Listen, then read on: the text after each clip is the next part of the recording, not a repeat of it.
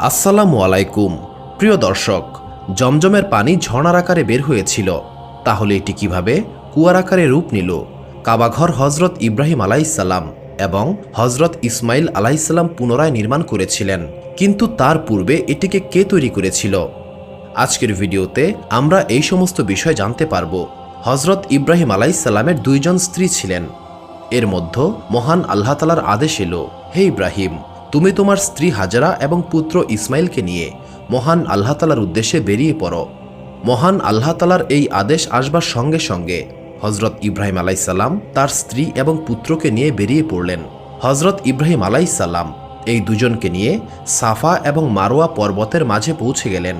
সেখানে তখন কোনো মানুষের বসবাস ছিল না। হজরত ইব্রাহিম আলাইসাল্লাম তাদেরকে কিছু খেজুর এবং একটি পানির পাত্র দিলেন। এরপর তিনি ফিরে যেতে লাগলেন। হজরত হাজরা আলাইসাল্লাম ইব্রাহিম আলাইসাল্লামের হাত ধরে বললেন, আমাদেরকে এইভাবে ফেলে কোথায় যাচ্ছেন? এখানে না আছে কোনো খাবার, না আছে কোনো থাকার জায়গা, আমরা এখানে কিভাবে থাকব? ইব্রাহিম আলাইসাল্লাম চুপচাপ ছিলেন। হজরত হাজরা আলাইসাল্লাম বারবার জিজ্ঞেস করতে লাগলেন, কিন্তু ইব্রাহিম আলাইসাল্লাম তারপরও চুপচাপ ছিলেন। এরপর হজরত হাজরা আলাইসাল্লাম জিজ্ঞাসা করলেন, এটি কি আল্লাহ তালার হুকুম? তখন ইব্রাহিম আলাইসাল্লাম হাসূচক মাথা নাড়লেন। তখন হজরত হাজরা আলাইসাল্লাম বললেন, যদি মহান আল্লাহ তালার এটি হুকুম হয়ে থাকে তবে তিনি নিশ্চয়ই আমাদের হেফাজত করবেন। এরপর হজরত ইব্রাহিম আলাইসাল্লাম সেখান থেকে চলে আসলেন আর তিনি মহান আল্লাহ তালার কাছে দোয়া করলেন, ইয়া মহান আল্লাহ তালা, এখানে না কোনো খাবার আছে, না কিছু পান করার মতো আছে। আমি আমার পুত্র ইসমাইল এবং আমার স্ত্রী হাজেরাকে সেখানে রেখে এসেছি সম্পূর্ণ আপনার উপর ভরসা করে। হে আমার আল্লাহ তালা, আপনি তাদেরকে খাবার এবং পানি পান করার ব্যবস্থা করে দিন, যাতে তারা আপনার শুকরিয়া আদায় করতে পারে। হজরত হাজরা আলাইসাল্লামের কাছে থাকা পানি এবং খেজুর যখন শেষ হয়ে গেল, তখন হজরত ইসমাইল আলাইসাল্লাম ক্ষুধা এবং পিপাসার যন্ত্রণায় কান্না শুরু করলেন। পানির খোঁজে হজরত হাজরা আলাইসাল্লাম কখনো সাফা আবার কখনো মারোয়া পর্বতে যেতে লাগলেন, যদি কোথাও পানির কোনো ব্যবস্থা করা যায়। এইভাবে তিনি সাফা মারোয়া পর্বতের মাঝে দৌড়ে এসে পুনরায় তিনি ইসমাইল আলাইসাল্লামের কাছে আসতেন। সেখানে তিনি হজরত ইসমাইল আলাইসাল্লামকে মাটির উপর শুইয়ে রেখেছিলেন এবং তিনি তার আশেপাশে পানির খোঁজ করতে লাগলেন। পানির খোঁজে হজরত হাজরা আলাইসাল্লাম সাফা এবং মারোয়া পর্বতের মাঝে 7 বার দৌড়ালেন আর সঙ্গে সঙ্গে মহান আল্লাহ তালার কাছে দোয়া করতে লাগলেন, ইয়া মহান আল্লাহ তালা, আমি আপনার উপরই ভরসা করছি, নিশ্চয়ই আপনি আমাদেরকে এই মুসিবতে একা ছাড়বেন না। মহান আল্লাহ তালা হজরত হাজরা আলাইসাল্লামের দোয়া তখনই কবুল করে নেন এবং যেখানে হজরত ইসমাইল আলাইসাল্লাম তৃষ্ণায় হাত পা ছুটছিলেন, সেখানে হজরত জিব্রাইল আলাইসাল্লাম এসে উপস্থিত হলেন এবং একটি পানির ঝর্ণা সৃষ্টি হল। হজরত হাজরা আলাইসাল্লাম সেই পানির ঝর্ণা দেখে অত্যন্ত খুশি হলেন। তিনি নিজে পানি খেলেন এবং তার পুত্রকেও খাওয়ালেন। এরপর হজরত হাজরা আলাইসাল্লাম সেই ঝর্ণার চারপাশে মাটি এবং পাথর দিয়ে বাঁধ দিলেন, যাতে সেটি ছড়িয়ে না যায়। হজরত জিব্রাইল আলাইসাল্লাম হজরত হাজরা আলাইসাল্লামকে বললেন, আপনি ভয় পাবেন না, খুব তাড়াতাড়ি আপনার স্বামী ইব্রাহিম এবং আপনার পুত্র ইসমাইল আলাইসাল্লামকে দিয়ে মহান আল্লাহ তালা পুনরায় কাবাঘর নির্মাণ করবেন। এটি সমগ্র দুনিয়ার মানুষের ইবাদতের কেন্দ্র হবে। এরপর মহান আল্লাহ তালা সেখানকার আশেপাশে খেজুর গাছের সৃষ্টি করলেন। হজরত হাজরা আলাইসাল্লাম সেই খেজুর খেলেন এবং পানি পান করে মহান আল্লাহ তালার শুকরিয়া আদায় করলেন। পানি এবং খেজুরের কারণে সেখানে পশু পাখিরাও আসা যাওয়া শুরু করে। এর কিছুদিন পরের ঘটনা, এক বিরাট বাণিজ্যিক কাফেলা মরুপথ হারিয়ে এদিকে সেদিকে পথ ও পানির সন্ধান করছিল। তাদের সঙ্গে যে পানি ছিল তা নিঃশেষ হয়ে গিয়েছিল। এই কারণে তারা ভীষণ উদ্বিগ্ন হয়ে পড়ে। কাফেলাটি ঘোরাফেরা করতে করতে একসময় বিবি হাজেরার কাছে এসে পানি পানের অনুমতি চাইল। বিবি হাজেরা তাদেরকে পানি পান করার অনুমতি দিলেন। অতঃপর তারা বলল, হে মাননীয়া, আপনি অনুমতি দিলে আমাদের মশকগুলো পানিতে ভরে নিয়ে যেতাম এবং আপনাকে মূল্য প্রদান করতাম।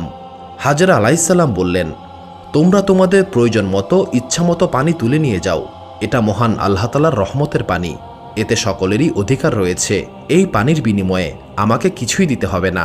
কাফেলার লোকেরা হাজরা আলাইসাল্লামের কথায় খুব খুশি হয়ে গেল এবং তারা কূপ থেকে পানি তুলে তাদের মশকগুলো পরিপূর্ণ করে নিল।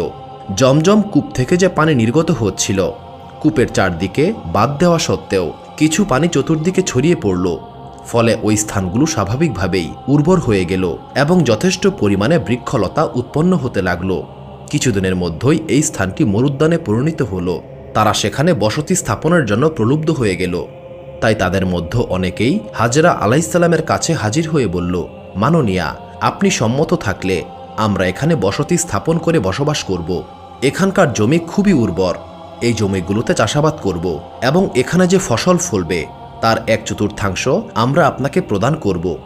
আর আমাদের এই উপকারের জন্য আপনাকে উত্তম বাসগৃহ নির্মাণ করে দেব।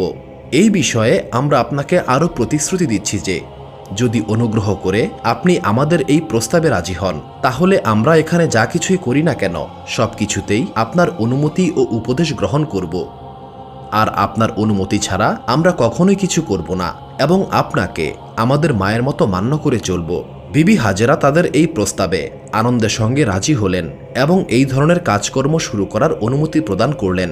বিবি হাজেরার এই অনুমতি লাভ করে তারা সেখানে ঘরবাড়ি নির্মাণ করল, বসবাস শুরু করল এবং সেখানকার জমিতে চাষাবাদ শুরু করতে লাগল।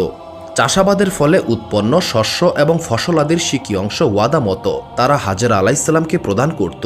সর্বোপরি তারা বিবি হাজেরার জন্য পাহাড় থেকে পাথর এনে সুন্দর একটি বাড়িও নির্মাণ করে দিল। আর বিবি হাজেরাকে তারা অত্যন্ত সম্মান ও মর্যাদা প্রদান করতে লাগল। সেখানকার জমি খুবই উর্বর ছিল বিধায় অল্প দিনের মধ্যেই সেখানে প্রচুর ফলমূল এবং শস্য উৎপন্ন হতে লাগল। এই খবর চারদিকে প্রচারিত হবার পর দেশ বিদেশ হতে ব্যবসায়ীগণ ক্রয় বিক্রয় করতে এখানে আসতে শুরু করল। ইতিমধ্যেই সেখানকার অধিবাসীর সংখ্যা বৃদ্ধি পাওয়ায় নানা প্রকার বিদেশি পণ্য বিক্রির উদ্দেশ্যে আমদানি হতে লাগল। এভাবেই ক্রমান্বয়ে এই শহরটি পৃথিবীর সেরা পবিত্র ও বিখ্যাত মক্কা নগরী নামে পরিচিত হয়ে গেল। তখনকার মানুষ বালতি এবং মশকের সাহায্যে পানি তুলত। বর্তমানে মানুষ মেশিনের সাহায্যে জমজম কূপের পানি উত্তোলন করে এবং বড় বড় ড্রামের সাহায্যে সেই পানি মসজিদে নববী পর্যন্ত পৌঁছে যায়। এখন জমজম কূপের ঝর্ণা কাবা থেকে মাত্র 31 কিলোমিটার দূরে সাফা মারোয়া পর্বতকে কেটে ছোট করা হয়েছে। আর এর চারপাশে সীসার দেয়াল তৈরি করে দেওয়া হয়েছে যাতে এর উপরে কেউ উঠতে না পারে, কারণ পূর্বে মানুষ এর উপরে উঠে যেত। বর্তমানে সাফা এবং মারোয়ার মাঝে একটি রাস্তা করা হয়েছে যেখান দিয়ে হজরত হাজেরা আলাইহিসসালাম দৌড়ে হজরত ইসমাইল আলাইহিসসালামের কাছে আসতেন। এই কারণে এখান দিয়ে সবাই দৌড়ে যায়। সাফা এবং মারোয়াতে দুটি রাস্তা। একটি রাস্তা বৃদ্ধদের জন্য যাতে তারা তাদের হুইল চেয়ার অথবা ইলেকট্রিক কার ব্যবহার করে তাদের 7 চক্কর পূরণ করতে পারে। জমজম কুয়ায় বর্তমানে 2টি মোটর লাগানো, একটি পপ 1 এবং অপরটি পপ 2। পালা করে 24 ঘন্টা একটি মোটর এবং 24 ঘন্টা অন্য মোটরটি চলে। কিন্তু আজ পর্যন্ত এই জমজম কূপের পানি শেষ হয়নি। এটি মহান আল্লাহ তাআলার একটি কুদরত। প্রিয় দর্শক, আশা করি আজকের ভিডিও আপনাদের ভালো লেগেছে। ভালো লাগলে আমাদের লাইক করবেন, কমেন্ট করবেন এবং অবশ্যই আমাদের চ্যানেলটি সাবস্ক্রাইব করবেন যাতে আপনারা এমন সুন্দর সুন্দর ভিডিও আরও উপহার পেতে পারেন। দেখা হবে নতুন ভিডিওতে। আসসালামু আলাইকুম।